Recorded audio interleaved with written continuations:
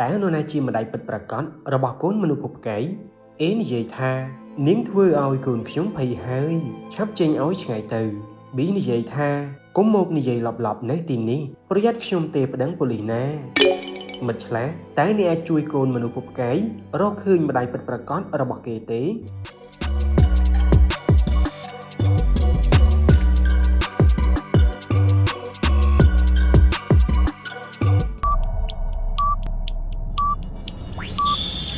ចម្លើយ B គឺជាម្ដាយពិតព្រោះនៅលើថ្ងៃរបស់ពួកគេមានសញ្ញាដូចគ្នាដោយសារតែភ្លើងប្រច័ណ្ឌនាងបានជ្រុលដៃសម្លាប់បុរសនេះដូច្នេះតើនរណាជាឃាតករទៅស្ត្រី A និយាយថាពួកយើងបានណាត់ជួបគ្នានៅទីនេះពេលដែលមកដល់គាត់បានស្លាប់បាត់ទៅហើយ B និយាយថាគាត់ជាមនុស្សល្អមិនដែលបង្កបញ្ហាជាមួយអ្នកណាទេហេតុអ្វីបានជាមានគេសម្លាប់គាត់ C និយាយថាពិតមែនហើយគាត់ជាមនុស្សល្អមិនដែលមានបញ្ហាជាមួយអ្នកណានោះទេប៉ុន្តែគាត់សាវ៉ាណាមកឆ្លាតតែអ្នកគិតថានរណាជាឃាតករសម្លាប់បុរសនេះទៅ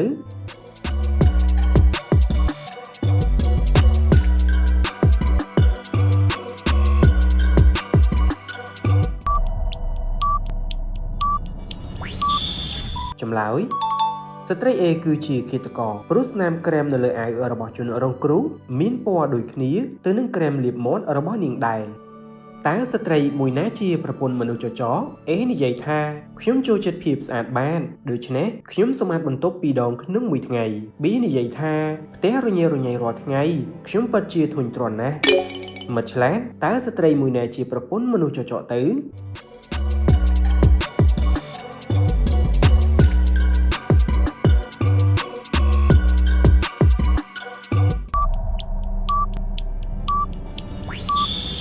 ចម្លើយ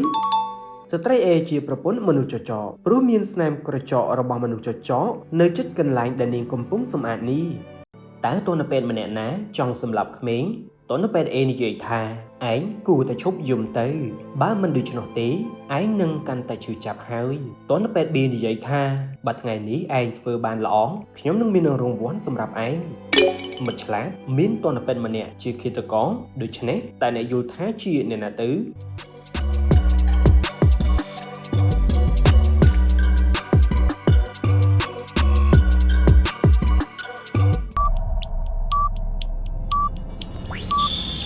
ចម្លើយ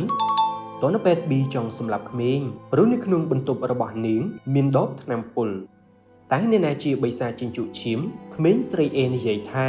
ខ្ញុំស្អប់ការក្រោកពីព្រលឹមដើម្បីមកសាលារៀនណាស់ក្មេងស្រី B និយាយថាអត់នោះទេយើងត្រូវតែក្រោកពីព្រលឹមដើម្បីមកសាលារៀនក្មេងស្រី C និយាយថាពន្លឺព្រះអាទិត្យនៅខាងក្រៅចាំងខ្លាំងណាស់ខ្ញុំចូលចិត្តសកម្មភាពក្នុងផ្ទះជាង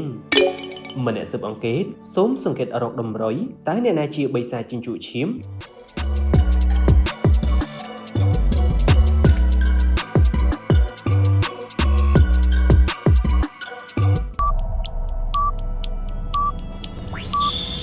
ចម្លើយក្មេងស្រី C គឺជាបិសាចចិញ្ចក់ឈាមព្រោះនៅលើករបស់នាងមានស្នាមខាំរបស់បិសាចចិញ្ចក់ឈាមហើយនាងក៏ខ្លាចពន្លឺព្រះអាទិត្យថែមទៀតផងតើក្មេងម្នាក់ណាជាបិសាចចិញ្ចក់ឈាមក្មេងប្រុស A និយាយថាខ្ញុំគិតថាពួកយើងគួរតែត្រឡប់ទៅផ្ទះវិញល្អជាងក្មេងស្រី B និយាយថាខ្ញុំមានអារម្មណ៍ថាមានអ្វីម្យ៉ាងមិនល្អកំពុងដើរតាមពួកយើងក្មេងប្រុស C និយាយថាកុំឲ្យខ្ញុំឃើញបិសាចនោះឲ្យសោះបើមិនដូច្នោះទេវាគ្មានផ្លូវរត់រួចឡើយមិត្តឆ្លាតតែក្មេងម្នាក់ណាដែលជាបិសាចចិញ្ចក់ឈាមពិតប្រាកដទៅ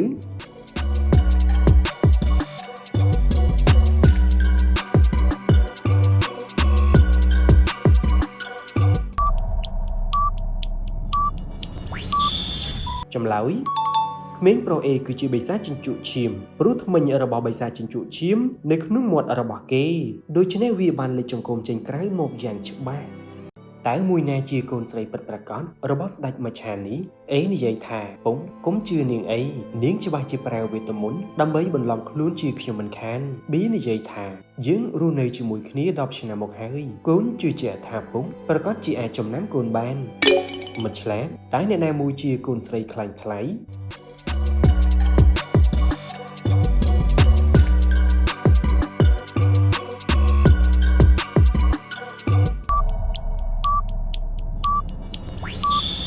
ចម្លើយ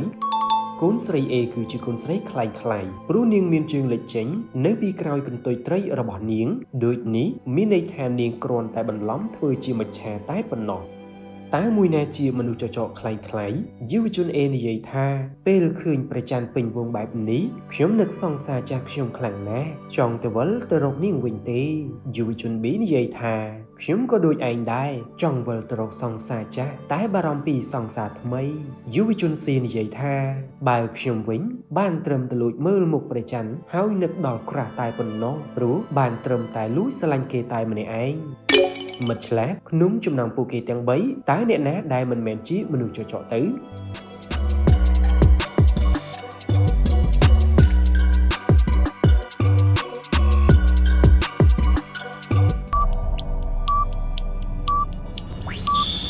ចម្លើយ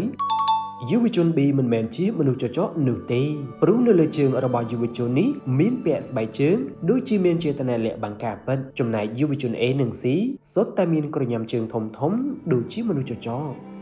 តែនរណាជាអ្នកសម្លាប់សត្វឆ្មាមួយក្បាលនេះបុរស A និយាយថាគុំមកចោទខ្ញុំឲ្យសោះពេលខ្ញុំមកដល់គឺវាបានងាប់បែបនេះបាត់ទៅហើយបុរស B និយាយថា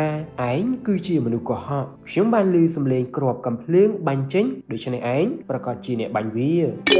មិនឆ្លាតតែនរណាជាអ្នកសម្លាប់សត្វនេះទៅ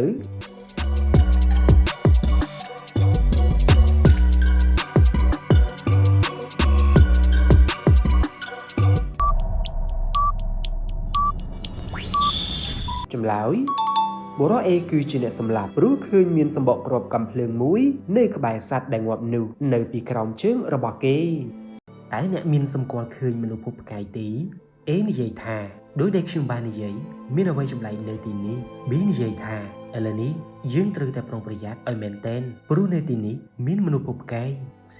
និយាយថាពួកឯងអាចជួបឆ្លោះគ្នាបានទេខ្ញុំឈឺក្បាលខ្លាំងណាស់មិនឆ្លាតតែអ្នកគិតថាអ្នកណាទៅដែលជាមនុស្សពុបផ្កាយ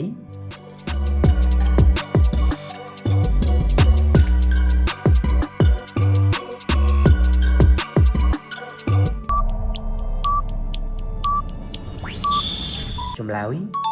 ក្មេងប្រុសស៊ីគឺជាមនុស្សពុបផ្កាយព្រោះគេមានជើងដល់ទៅ3ដូច្នេះគេពិតជាមនុស្សពុបផ្កាយមែនតែអ្នកណាជាចៅលួចតុក្កតាចេញពីហាងនេះសំឡេងកញ្ចាយបានបន្លឺឡើងនៅពេលដែលក្មេងទាំង3នាក់នេះដើរចេញពីខ្លោងទ្វារហាងភ្លាមអ្នកកលុយបានសម្គាល់ដឹងថាមានចៅលួយកូនទុនសាយចេញទៅមិនឆ្លាតតែអ្នកដឹងទេថាជាអ្នកណា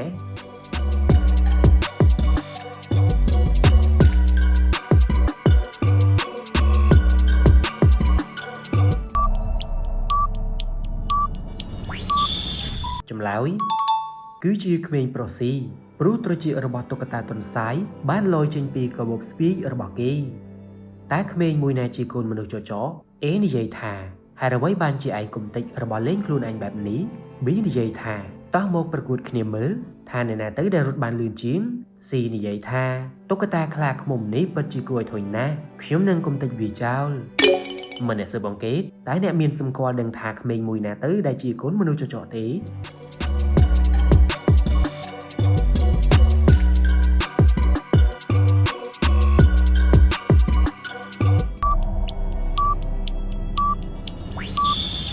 ចម្លើយគឺជាទារុ A ព្រោះគេមានអារម្មណ៍ចចកដោះនៅលើខ្លួនរបស់គេ